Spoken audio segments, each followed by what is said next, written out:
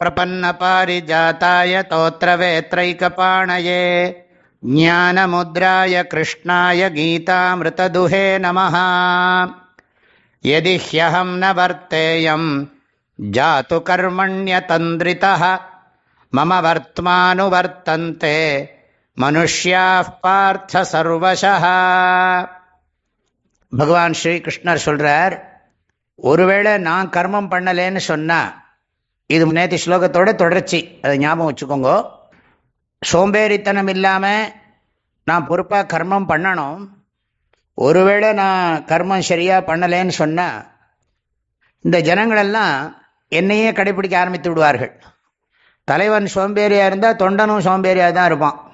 வழி நடத்துகிறவன் எப்பொழுதும் தூங்காமை, கல்வி, துணிவுடைமை இம்மூன்றும் நீங்கா நிலன் ஆள்பவர்க்கும்பர் திருவள்ளுவர். அதாவது அரசன் எப்பவும் விழிப்புணர்வோடு இருக்கணும், நல்ல படிப்பை படிச்சுக்கிட்டே இருக்கணும், படிப்பை நிறுத்தக்கூடாது, அறிவை வளர்த்து கொண்டே இருக்கணும். ஒரு காரியத்தை செய்கிற போது அதை தர்மத்தை இம்ப்ளிமெண்ட் பண்ணுற போது துணிவோடு பண்ணணும். ஆக அரசனுக்கு வேண்டிய குணம் அது, தலைமை பண்பது.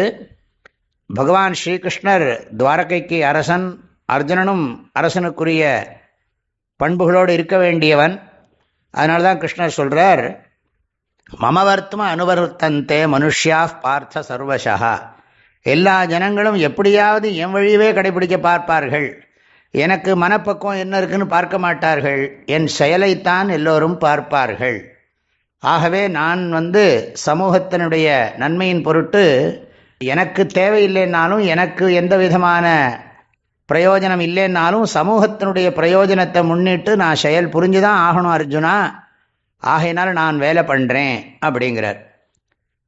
உத்ஸீதேயுரிமே லோகாஹ ந குர்யாம் கர்ம சேதஹம் சங்கரஸ்ய ச கர்த்தாஸ்யாம் உபஹன்யாமி மாஃப் பிரஜாஹ. மேலும் தொடர்ந்து சொல்கிறார் பகவான், இந்த ஜனங்களுக்கெல்லாம் ஒரே குழப்பம் வந்துடும். ந குர்யாம் கர்ம சேதஹம், நான் வேலையை சரியாக பண்ணலேன்னா என்னை ஃபாலோ பண்ணுற ஜனங்கள், என்னை பின்பற்றுகிற ஜனங்கள்லாம் இருக்கிறார்களே, அவர்களுக்கெல்லாம் ஒரே குழப்பம் வந்துடுங்கிறார். அப்புறம் அவங்களுடைய குழப்பத்துக்கு நான் காரணம் ஆயிடுவேன். சங்கரஸ்ய கர்த்தாஸ்யாம் உபஹன்யாமி மாஃப் பிரஜாஹ, இந்த ஜனங்களுடைய வாழ்க்கையை நான் வீண் பண்ணினவன் ஆயிடுவேன். ஆக மக்கள் ஓயாது நல்ல செயல்களை புரிந்து கொண்டே இருக்க வேண்டும். செயல் புரியறதுங்கிறது ரொம்ப ரொம்ப முக்கியமானது. இடைவிடாது செயல் புரிய வேண்டும் என்பது சாஸ்திரத்தினுடைய உபதேசம். மனப்பக்குவம் இருந்தால், ஞானத்துக்குரிய பக்குவம் இருந்தால், தனியாக சமூகத்தை விட்டு ஒதுங்கி நாம் தியானமோ ஜபமோ அல்லது வேதாந்த விசாரங்களோ அதெல்லாம் பண்ணலாம். சமூகத்தில் இருக்கிற போது பொறுப்புணர்ச்சியோடு பண்ணணும். தனியாக இருந்தாலும் நம்மளால் முழுக்க முழுக்க அமைதியாக ஆனந்தமாக தியானம் பண்ணுறதுங்கிறது கடினம். எல்லாருக்கும் அந்த பக்குவம் வராது. செய்ய வேண்டிய வேலையை பொறுப்பாக செஞ்சால் தான் அந்த மன அமைதியே வரும். ஆகவே பகவான் சொல்கிறார் இங்கே, ஜனங்களை குழப்பாமல் இருக்கணும்னா நான் செயல் புரிஞ்சுதான் ஆகணும். ஒரு தலைவன், குடும்பத் தலைவன், ஒரு ஆசிரியன், ஒரு முன்மாதிரியாக வாழ்கிறவன் எப்பொழுதும் நல்ல எண்ணங்களையும் நல்ல சொற்களையும் நல்ல செயல்களையும் இடைவிடாது செய்து கொண்டே இருக்க வேண்டும்.